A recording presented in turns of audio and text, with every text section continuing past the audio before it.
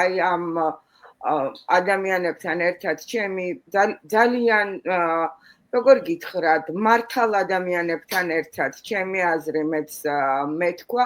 იცით რა კი ამბობდნენ, რომ აი ანალიტიკოსები არა ვართ, მაგრამ დღეს ანალიზი ChatGPT-ს რომ შეუძლია ისე კარგად შეიძლება ვერც ერთმა ადამიანმა ვერ გააკეთოს, მაგრამ თავარი აქ რამ გრძნობელობა გაქვს შენი ქვეყნის მიმართ, როგორ განიცდი რა გაწუხებს, როგორ გტკივა, ან არ გტკივა.